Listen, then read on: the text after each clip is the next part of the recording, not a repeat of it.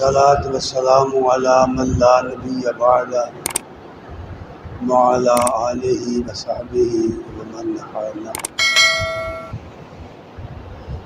أما بعد، أعوذ بالله السميع العليم من الشيطان الرجيم. بسم الله الرحمن الرحيم.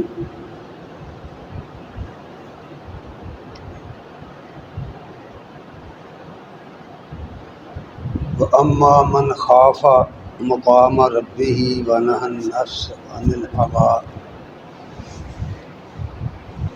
فَإِنَّ الْجَنَّةَ هِيَ الْمَأْوَىٰ. صدق اللہ مولانا العظیم وصدق رسولہ النبی الکریم. نحن علی ذلک لمن الشاہدین والشاکرین والحمد للہ رب العالمین.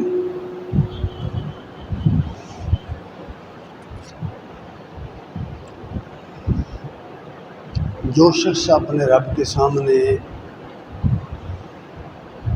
کھڑا ہونے سے ڈر گیا اور اس نے اپنے نفس کو خواہشات کی پیروی سے روک لیا تو بے شک اس کا ٹھکانہ جنت ہے. السلام علیکم ورحمۃ اللہ وبرکاتہ. ہر قسم کی حمد و ثنا کے لائق اللہ جل شانہ کی ذات کریم ہے، اور بے بہا درود و سلام محمد الرسول اللہ صلی اللہ علیہ وسلم. مگر اس میں پڑتی ہے محنت زیادہ.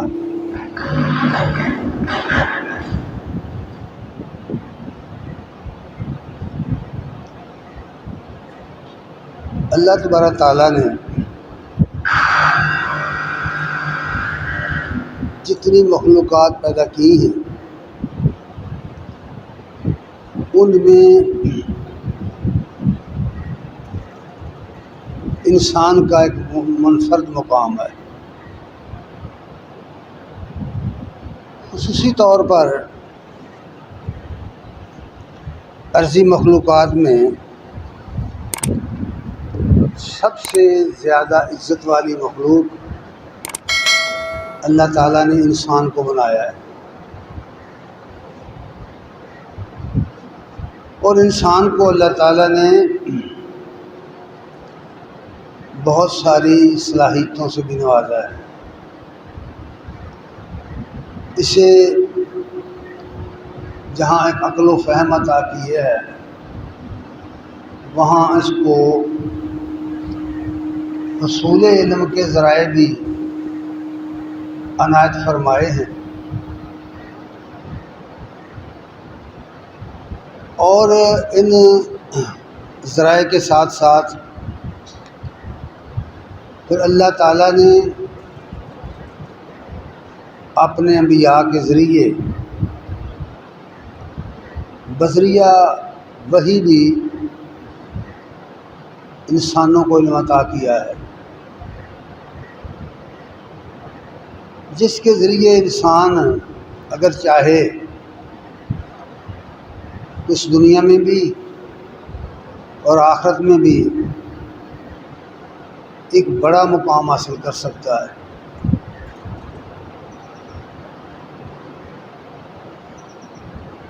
انسانی زندگی کی ضروریات پر غور کریں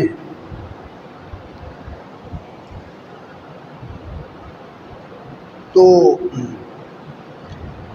اس کی بنیادی ضرورتیں صرف چند ایک ہیں.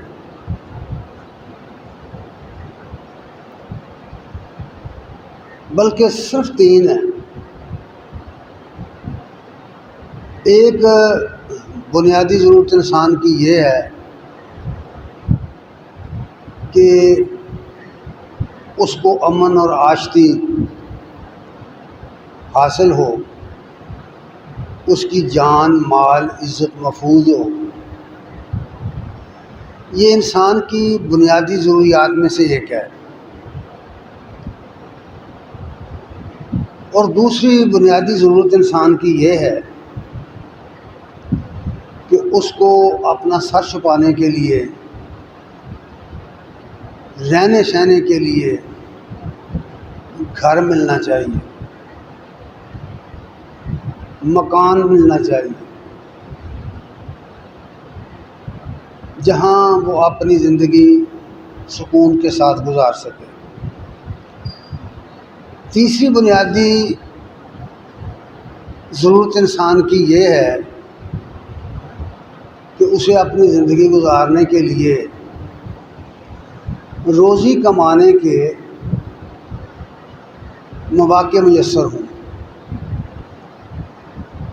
اور ان مواقع میں کسی قسم کی کوئی رکاوٹ نہ ہو، انسان جو کام کرنا چاہے وہ کر سکے،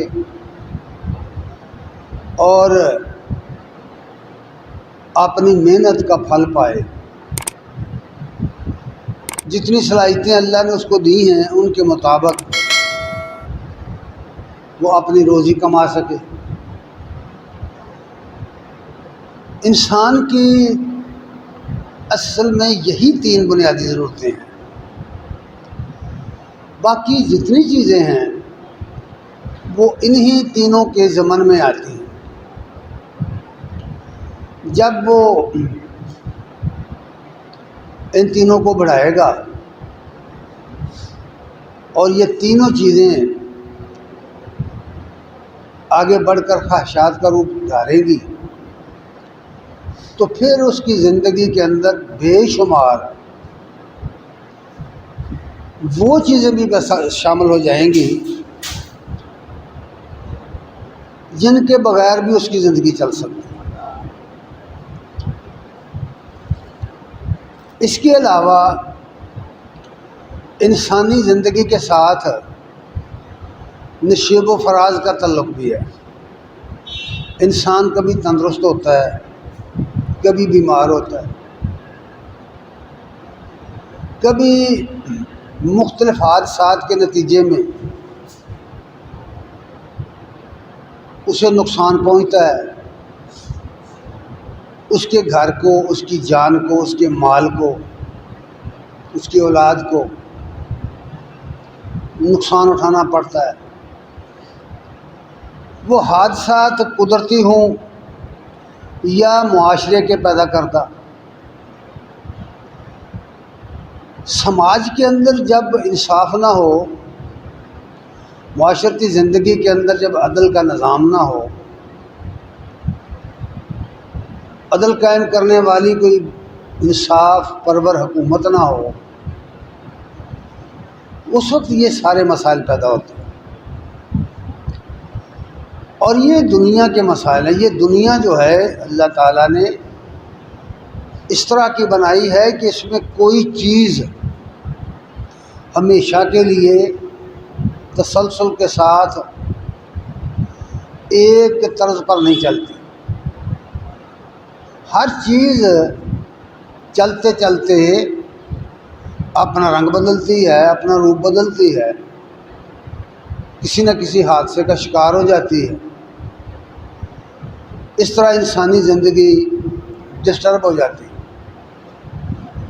پھر انسان انسانوں کے ساتھ مل کر بہت سارے ایسے کام جو نہیں کرنے چاہیے وہ بھی کرتے ہیں۔ اس کے نتیجے میں بد امنی پیدا ہوتی ہے، ایک دوسرے کے جان و مال کا نقصان ہوتا ہے، ایک دوسرے کے گھر برباد ہوتے ہیں، پھر یہ سلسلہ آگے بڑھتا بڑھتا جنگ و جدال تک پہنچتا ہے۔ تو گویا یہ دنیا دراصل وہ گھر نہیں ہے جس کا ذکر قرآن نے لفظ دارالسلام کے ذریعے کیا ہوا ہے۔ یہ دنیا اس گھر کو حاصل کرنے کے لیے ایک جگہ ہے، ایک مقام ہے جہاں وہ کھیتی کی جائے گی۔ الدنیا مزرعۃ الآخرہ، یہ مقولہ بڑا مشہور ہے۔ کہ یہ دنیا دراصل آخرت کی کھیتی ہے، جہاں کوئی شخص جو بوئے گا کل قیامت کے روز اسی کو کاٹے گا، جہاں جو کچھ کوئی انسان کرے گا کل قیامت کے دن اس کو بھرے گا، اس کا بدلہ پائے گا۔ یہ اصول ہیں اس دنیا کے۔ لیکن چونکہ انسان چاہتا ہے کہ وہ سلامت رہے، اس کے یہ ساری تینوں چیزیں جن کا ذکر میں نے اوپر کیا ہے اسے میسر آئیں، تو پھر انسان کو جان لینا چاہیے، سمجھنا چاہیے کہ اگر اس نے واقعی کوئی ایسا گھر تلاش کرنا ہے جہاں اس کی عزت، جہاں اس کا مال، اس کی جان، اس کی ذات محفوظ رہے، جہاں اس کی زندگی کی تمام ضروریات بغیر کسی مشقت کے پوری ہوں، جہاں اسے امن اور عاشقی اور سلامتی میسر آئے، تو پھر اس کو اس گھر کے لیے، اس منزل کو پانے کے لیے کام کرنا پڑے گا۔ اور ان میں سے پہلا کام جو بتایا ہے اللہ تعالیٰ نے وہ یہ ہے کہ اس کے اندر اپنا محاسبہ کرنے کا جذبہ پیدا ہو جائے، وہ خود اس قابل ہو کہ اپنی ذات کا محاسبہ کرے، اپنے اعمال کا محاسبہ کرے، اپنے خیالات، اپنی فکر، سوچ اور نظریہ، ان سب چیزوں پر غور و فکر کرے اور سوچے کہ کیا یہ وہ ساری چیزیں ہیں جو اللہ اور اس کے رسول نے ہمیں بتائی ہیں۔ اگر کوئی شخص اس طرح سوچے گا اس نقطے پر تو اسے ضرورت پیش آئے گی کہ وہ ان ذرائع کی طرف جائے، ان ذرائع کو حاصل کرے جن کے ذریعے یہ چیزیں اسے ملیں گی، جہاں سے اسے اس کا علم ملے گا۔ لیکن اس کے لیے اسے ایک کام کرنا پڑے گا، سب سے پہلے اپنی خواہش پر قابو پانا پڑے گا، اور یہ احساس اس کے اندر پیدا ہونا چاہیے، اور پھر اس کو اپنے اس احساس کو جوان کرنا پڑے گا کہ اس نے کل قیامت کے دن اپنی اس دنیا میں گزاری ہوئی زندگی کا حساب دینا ہے۔ اس نے اپنے رب کے سامنے جس نے اس کو پیدا کیا ہے پیش ہونا ہے۔ یہ پیشی کا تصور ہی دراصل وہ مضبوط ہتھیار ہے جو خواہشات نفس کا مقابلہ کرتا ہے، ورنہ یہ خواہشات اتنی زوراور ہیں، اتنی طاقتور ہیں اندر سے کہ آدمی کو اگر وہ توجہ نہ کرے تو اس کا احساس ہی نہیں ہوتا وہ کس طرح خواہشات کے ہاتھے چڑھ گیا ہے۔ اس لیے پہلی بات یہ فرمائی ہے کہ اما من خاف مقام ربہ ونہی النفس عن الہویٰ، جو شخص اپنے رب کے حضور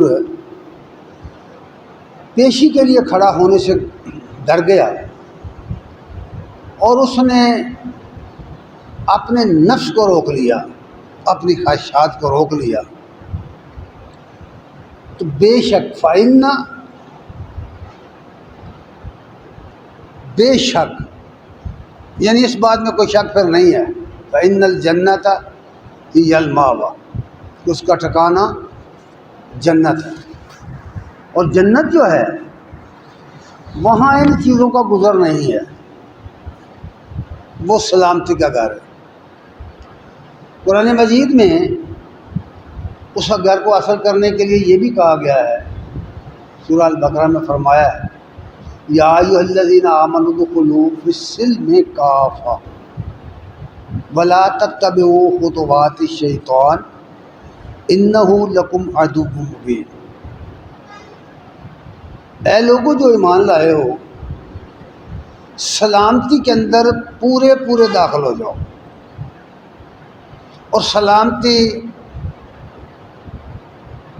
کس چیز کو کہتے ہیں؟ اس کی شرح اہل علم نے لفظ اسلام کے ساتھ کی۔ اسلام، دین اسلام، جس میں انسانی زندگی کو گزارنے کے لیے ہدایات دی گئی، اس کا نام سلامتی ہے۔ جو اس پر عمل کرے گا، جو اسلام کو اپنائے گا، وہ سلامتی میں داخل ہو جائے گا۔ سلامتی میں داخلے کے لیے اسلام کو اپنانا پڑے گا، اور اسلام کو اپنانے کے لیے اللہ کی فرما برداری اس طریقے پر کرنا پڑے گی جو محمد رسول اللہ صلی اللہ علیہ وسلم نے بتایا ہے۔ یہ بات بہت سیدھی ہے اور صاف ہے، اس میں کوئی مشکل نہیں ہے۔ اس لیے یہ بات فرمائی گئی کہ اگر تم زندگی اس طرح کی لینا چاہتے ہو جس میں امن ہو، آشتی ہو، سکون ہو، تمہاری عرش محفوظ ہو، تمہیں فکر روزگار ختم ہو جائے، تمہارا روزگار کی تمہیں کوئی ضرورت نہ رہ جائے، اس دنیا میں تم جو زندگی گزار کر جاؤ تو اس کے پھل کے طور پر، اس کے نتیجے کے طور پر، بدلے کے طور پر تمہیں وہ سب کچھ ملے گا جس کا وعدہ تمہارے رب نے تمہارے ساتھ کیا ہے۔ اگرچہ یہ مشکل تو ہے، اور مشکل کہیں باہر سے نہیں آتی، یہ مشکل اندر سے پیدا ہوتی ہے، انسان کے اپنے اندر سے۔ رکاوٹ کہیں باہر سے نہیں آتی، رکاوٹ انسان کے اندر سے پیدا ہوتی ہے۔ جو شخص اس بات کو سمجھ گیا اور اپنے اندر کا چور پکڑ لیا اس نے،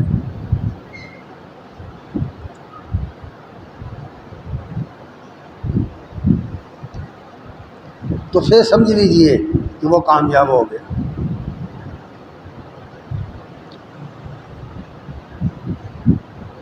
اللہ تبارک تعالیٰ نے یہ بات بتا کر کہ سلامتی کے اندر داخل ہو جاؤ اور شیطان کے نقش قدم پہ نہ چلو، دوسرے لفظوں میں خواہشات نفس کے پیچھے نہ چلو، پھر فرمایا، دعوت دی،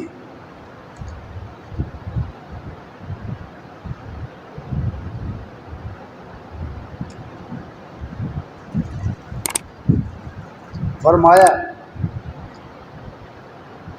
واللہ یدعو الی دار السلام۔ سورہ یونس کی آیت نمبر 26 ہے، قرآن کا مطالعہ کرو یہاں سے۔ واللہ یدعو الی دار السلام، اور اللہ تعالیٰ تم کو سلامتی کے گھر کی طرف بلاتا ہے۔ سلامتی کے گھر کی طرف، سلامتی کے گھر کی جو تعریف ہے قرآن اور سنت میں اسے بڑی تفصیل سے بیان کر دیا گیا۔ قرآن مجید میں جہاں جہاں جنت کا تذکرہ آیا ہے ان آیات کو جمع کر کے پڑھ کر دیکھیے، اور یہ قرآن کے اوراق میں بڑی وسیع پیمانے پر پھیلا ہوا مضمون ہے۔ واللہ یدعو الی دار السلام، اللہ تم کو دار السلام کی طرف بلاتا ہے، سلامتی کے گھر کی طرف بلاتا ہے۔ اور پھر فرمایا وَیَہْدِی مَن یَشَاءُ الی صراط مستقیم، جو لوگ اس راستے پہ چلیں گے، جو لوگ ارادہ کریں گے، کیونکہ قرآن نے اصول یہ بیان کیا ہے، یہاں فرمایا کہ وہ اس سیدھے راستے کی رہنمائی جس کو چاہتا ہے کرتا ہے۔ اس کا یہ مطلب نہیں کہ ایک آدمی سیدھا راستہ چاہتا ہے تو اللہ اس کو وہ راستہ نہ دکھائے، اس کا یہ نہیں مطلب۔ اصول یہ بیان کیا ہے کہ یہدی من ینیب، کہ وہ راستہ اس کو دکھاتا ہے جو اس کی طرف رجوع کرے، جو اس کی طرف آئے گا وہ اس کو رہنمائی دے گا۔ اور حدیث میں ہے کہ اگر کوئی شخص چل کر اللہ کی طرف آتا ہے تو اللہ اس کی طرف دوڑ کر آتا ہے۔ اللہ تعالیٰ اپنی مخلوق کے ساتھ بہت مہربان، بہت رحیم اور کریم رحمان ہے۔ رؤوف بالعباد، خود اس نے کہا کہ وہ بندوں کے ساتھ شفقت کرنے والا ہے۔ پھر آگے فرمایا کہ جو لوگ یہ راستہ اختیار کریں گے ان کے لیے بہت بڑے بڑے انعامات، بہت بڑے بڑے احسانات، بہت بڑی اچھائیاں موجود ہیں۔ اس لیے فرمایا للذین احسنوا الحسنی وزیادہ، ان لوگوں کے لیے جو بھلائیاں کریں گے، حسنہ، حسن اخلاق یا حسن اخلاق حسنہ یا حسنہ چیزیں ان کو کہتے ہیں جن کو کرتے ہوئے آدمی نے ان کا حق ادا کیا ہو۔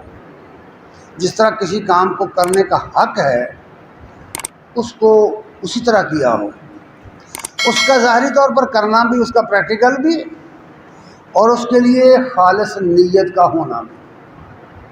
یہ دو بنیادی اس کے رکن ہیں کہ خالص اللہ کے لیے وہ کام ہو اور اس طریقے پر ہو جو اللہ تعالیٰ نے رسول اللہ صلی اللہ علیہ وسلم کے ذریعے کرنا سکھایا ہے، اس کو حسنہ کہتے ہیں۔ حسنہ کا جو لفظ ہے یہ بہت وسیع ہے۔ موسیٰ علیہ السلام کی دعا کا ذکر ہے قرآن مجید میں کہ جب وہ طور سینہ سے واپس آئے اور ان کے ساتھ ان کی قوم کے 70 آدمی تھے، اور وہ 70 آدمی اللہ کو دیکھنے گئے تھے ساتھ۔ ان کی شرط یہ تھی کہ جب تک ہم اللہ کو نہیں دیکھتے ہم آپ کو اللہ کا رسول نہیں مانتے۔ تو جب اللہ تعالیٰ نے ان کو اس پہاڑ کے نیچے ہلکا سا جنبش، ہلکا سی جنبش دی، یعنی ہلکا سا زلزلہ آیا وہاں، جب وہ سب کے سب بے ہوش ہو کے گر گئے، گویا مر گئے۔ موسیٰ علیہ السلام نے پریشانی کے عالم میں یہ دعا کی تھی کہ پروردگار یہ تو تیری طرف سے ایک آزمائش ہے، اگر تو چاہتا تو ہمیں اس سے پہلے ہی موت دے دیتا، کیا تو ان احمقوں کی بات اور ان احمقوں اور بے وقوفوں کے مطالبے کی وجہ سے ہمیں ہلاک کر دے؟ تو ہمیں معاف فرما، ہم تیری طرف رجوع کرتے ہیں، ہم توبہ کرتے ہیں۔ وہاں ایک دعا کی کہ وَاكْتُبْ لَنَا، اے اللہ ہمارے لیے اس دنیا میں بھی حسنہ لکھ دے اور آخرت میں بھی حسنہ لکھ دے۔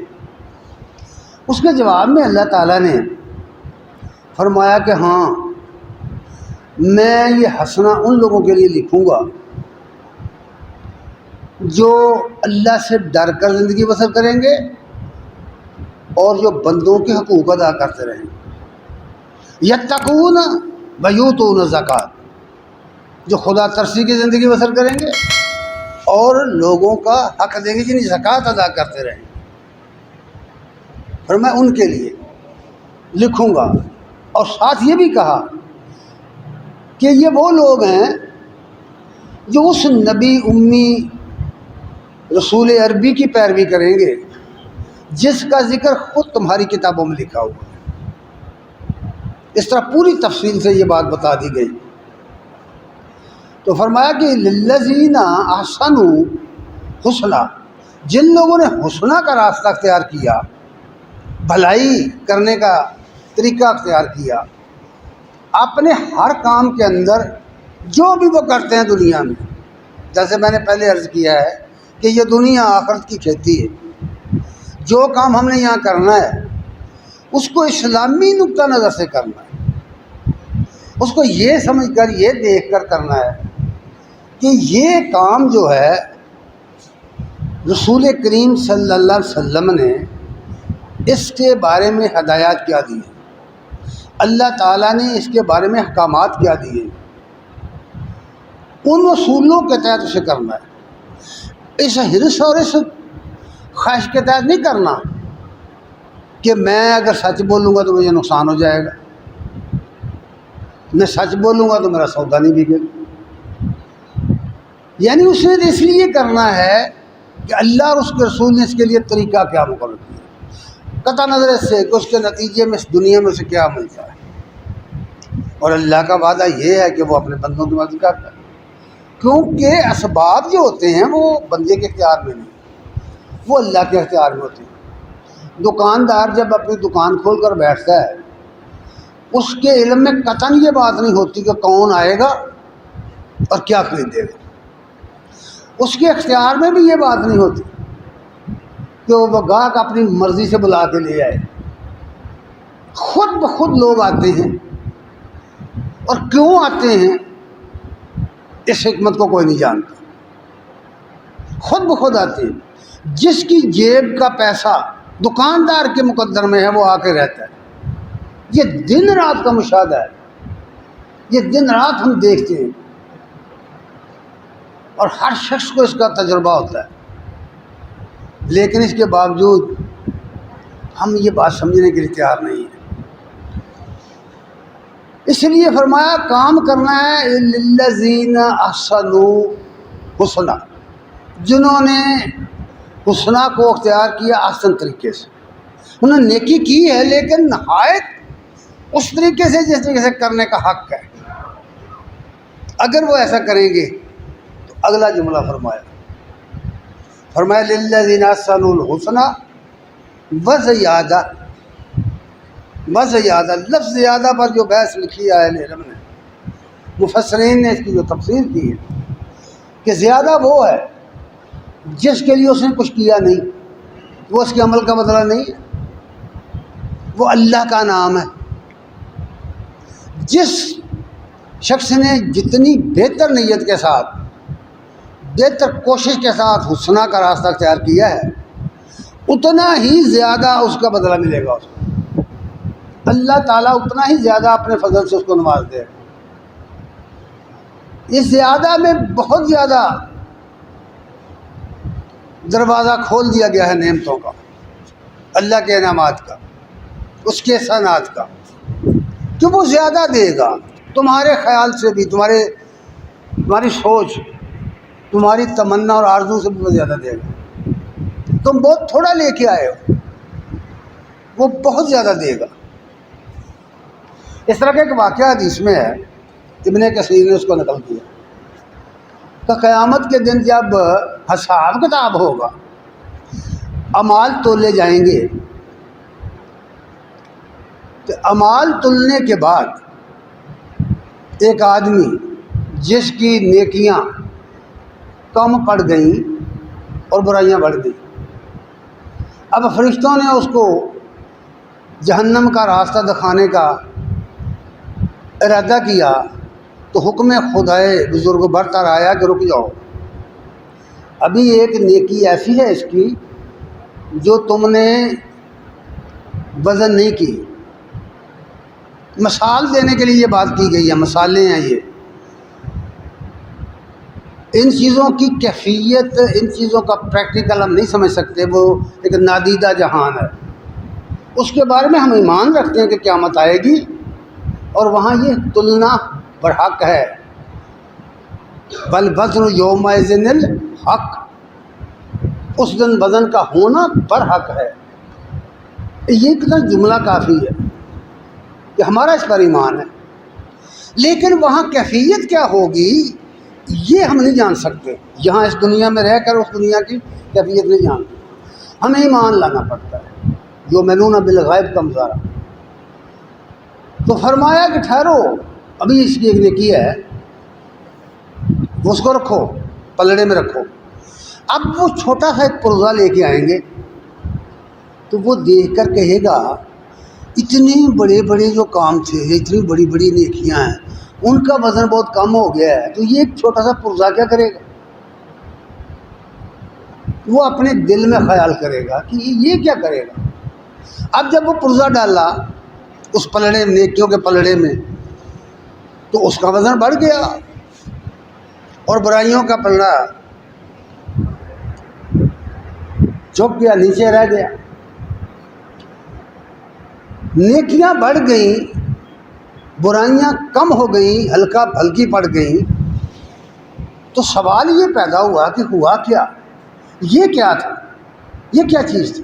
یہ عمل کیا ہے؟ امام بخاری رحمہ اللہ نے ایک پتہ کی بات کہہ دی کہ ایمان لانا بھی ایک عمل ہے، ایمان لانا بھی ایک عمل ہے۔ ایمان لانا پہلا قدم ہے اعمال کی دنیا میں۔ جب ہم کہتے ہیں میں ایمان لایا تو یہ پہلا عمل ہے، چونکہ اللہ تعالیٰ کا وعدہ ہے ان لوگوں سے جنہوں نے اس کے ساتھ شرک نہیں کیا، زندگی بھر انہوں نے توحید کا راستہ اختیار کیا اور موحدانہ زندگی بسر کی، ان کی زندگی میں، ان کے اعمال میں شرک نہیں پایا گیا۔ اسی لیے نبی صلی اللہ علیہ وسلم نے فرمایا من قال لا الہ الا اللہ فدخل الجنہ، جو اس بات پر ایمان لے آیا کہ اللہ کے سوا کوئی الہ نہیں، وہ جنتی ہے۔ پر یقین تو پیدا کرے، پھر اپنے عمل سے، اپنے قول سے ثابت تو کرے کہ واقعی